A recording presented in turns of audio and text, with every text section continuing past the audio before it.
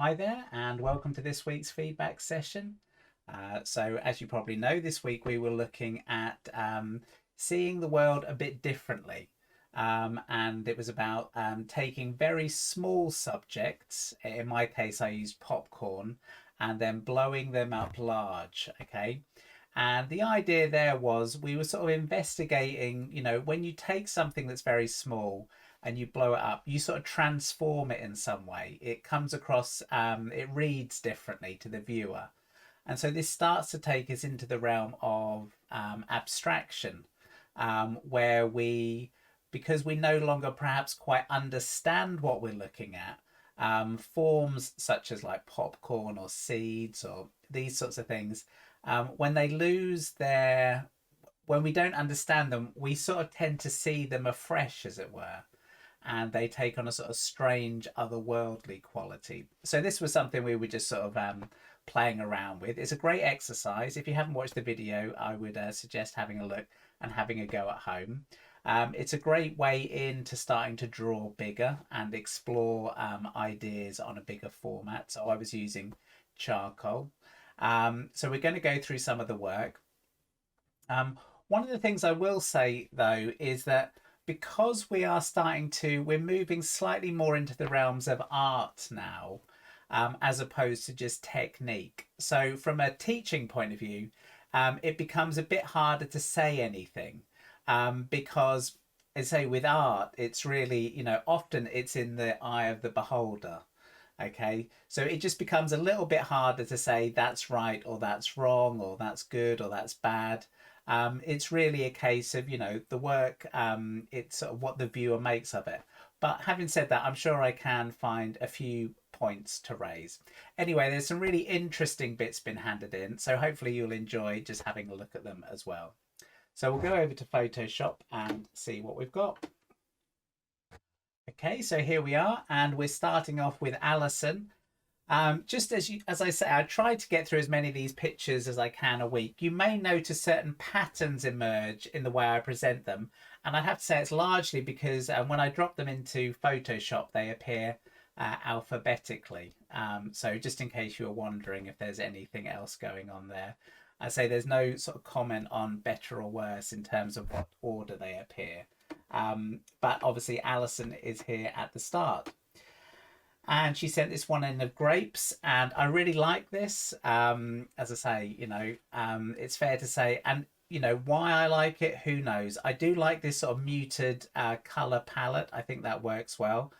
I also think there is a certain degree of ambiguity there, so it's still quite. It feels like a fairly accurate rendering of some grapes, and yet there is enough ambiguity there to sort of question what you're actually looking at, in a good way. So yeah, I like that. For some reason, it reminded me a bit of Andrew Wyeth, the American sort of painter illustrator. I don't know whether it's these sort of desaturated colours or this nice texture that she's created on the paper. But yeah, I really like that, Alison. Very nice, good stuff.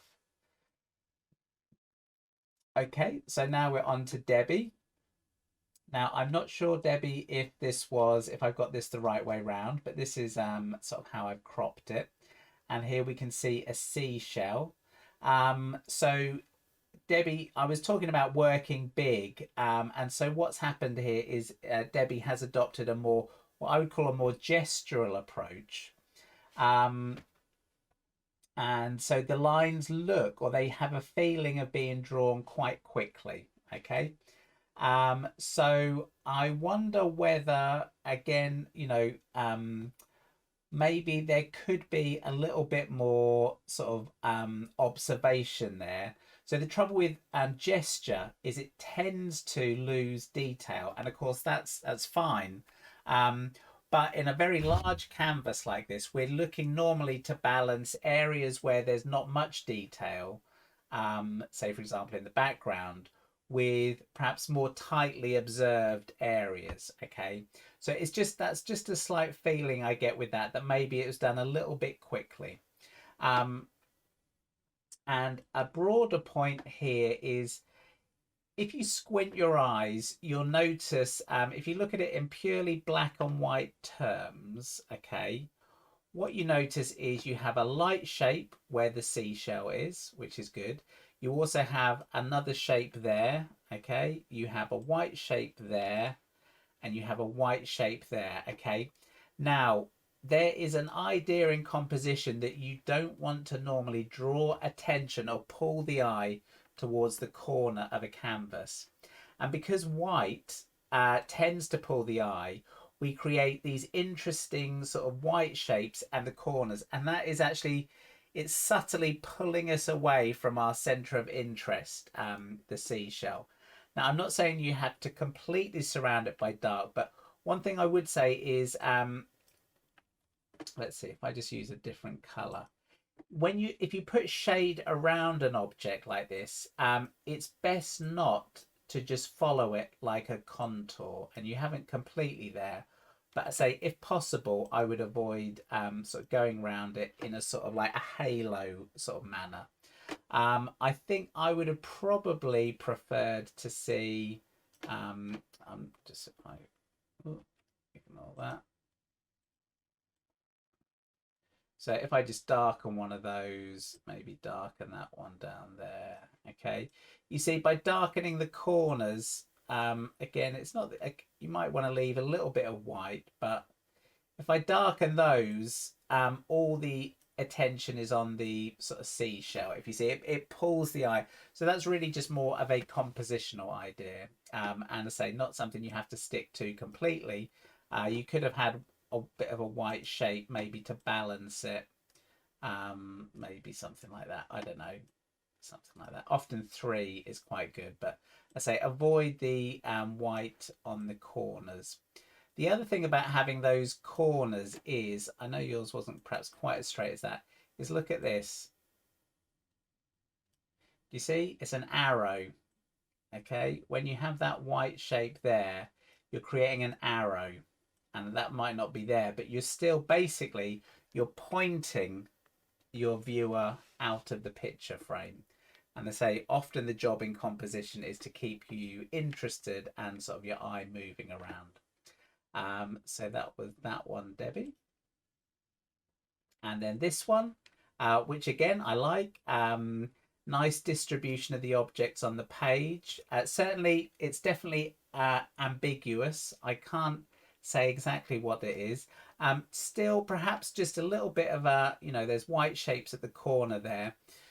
So again, just think about pulling the eye in slightly. It's just in a few areas, there's a feeling of you going round the shapes again, so creating those halos. So if possible, when you've got your color, cut in, sort of bring, you're trying to create the feeling that the tone sits behind the object, okay? So I say, if you go round it too carefully, it destroys that illusion.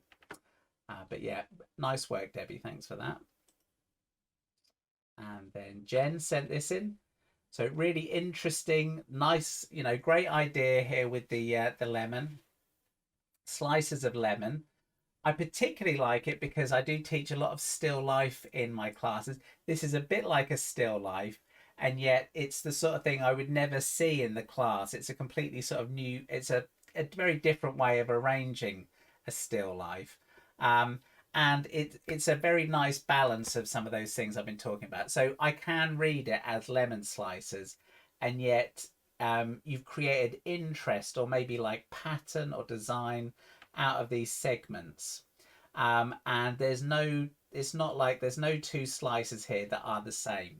So there's a lot of variety of shape and size going on there. So I think that worked really well, Jen. Thanks for that. And she also sent us another one in of walnuts.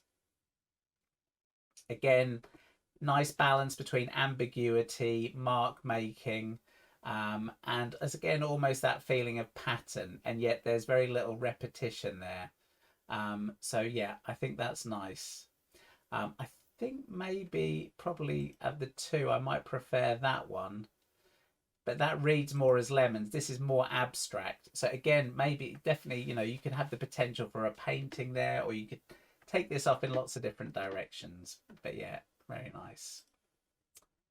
And then Lois sent this one in. This is some popcorn. So yeah, reminds me a bit of the we were talking about Henry Moore, and again sort of unusual shapes. So definitely has that abstract feel to it. Um, Again, mate, we've got these white shapes at the corner, which, you know, again, you might have to consider whether you want those. But yeah, nice study, and yeah, very interesting. So Margaret sent this one in, nice big charcoal drawing. Um, Again, maybe it's just it's possibly a little bit too ambiguous, Margaret. So I like the marks. Um, I think though, whenever you get this charcoal out, you know, you should try to aim to get maybe at least, I don't know, 10-15% of your drawing should be solid darks. Okay. So when you get this sort of grainy effect where you sort of like rubbed it on the paper, different papers will create more grain. I tend to say it's quite noisy. And what that means is apart the white areas are quite quiet, but this whole area becomes a little bit noisy. So perhaps some flatter darks around some of your forms there might bring those forms out a bit more. So that's just a suggestion. Melanie sent this one in. Excellent idea. Very pop art. So I like that. It's nice idea. Maybe from a formal point of view, you've got again the pastel, or I don't. I'm guessing that's pastel. It's very grainy, and that creates a sort of noise, which is fine. Tonally, though, if I was to look at it in black and white,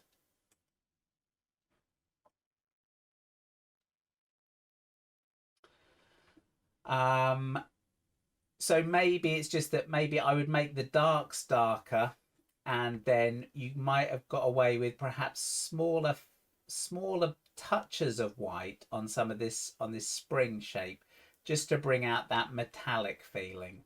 So that's just because some of the tones there look a little bit sort of like you might have got a little bit more visual information in there.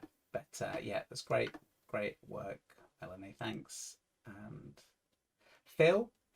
So again, I'll just say the thing about so Phil's got a gradient here, which is going from light to dark. Okay, so it's going light up the top here to dark as it meets the object. Which again, it's the eye moves from the gradient from the dark to the light, so it's pulling your eye away. So I'll just crop that just to see if that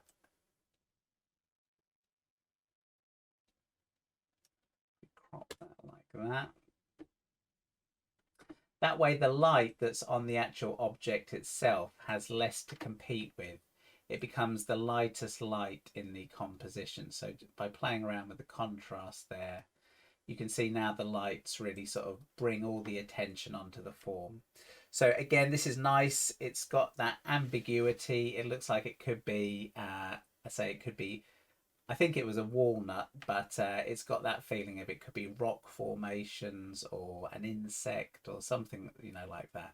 So again, yeah, nice work, Phil. Good stuff. Now, Sarah sent two in, which I really like.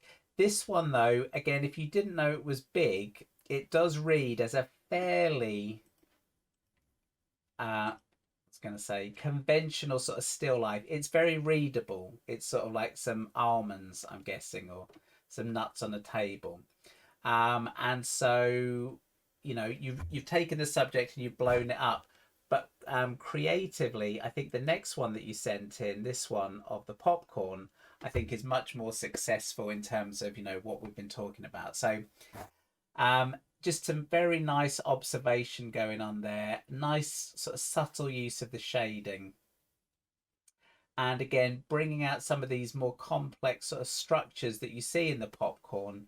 It sort of gets the imagination going in terms of like, you can almost see like a face in there, or it could be some sort of strange animal or a sculpture, all sorts of stuff. So I really like this one, Sarah. I thought this was great stuff. And again, possible areas for development there. It could be a painting or something like that. So yeah, very nice. Stuart sent a couple in. So this one was, I think, a walnut. And compositionally, I wasn't as keen on this one as the some of the others. I think maybe it's just because of this. Okay, so we have this shape. All the interest is here. So it means that all these sorts of shapes are a bit too equal. So somehow it concentrates our eye in this sort of circle or the center of the page. And then this sort of dark shape around it. Um, Perhaps it doesn't sort of it's not dynamic enough. That would be my sort of suggestion there.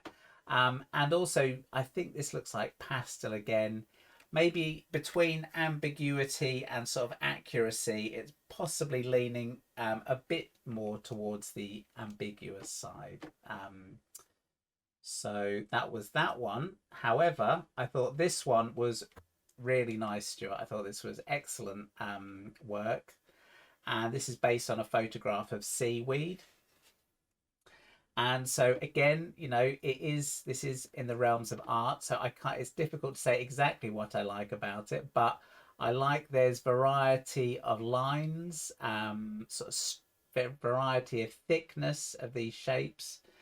There's some nice mark making, and for some reason, I think it might be the color palette you've used. Maybe these charcoals actually, but it puts me in mind of sort of cave painting.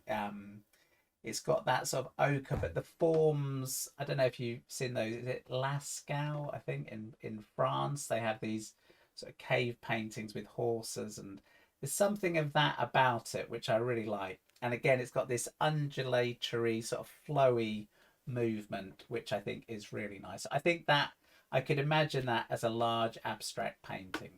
So that's great stuff, Stuart. Thanks. And then Theresa. So again, Theresa's done a really nice one here. You may have seen this. I think she put it on Instagram. And so it's a starfish.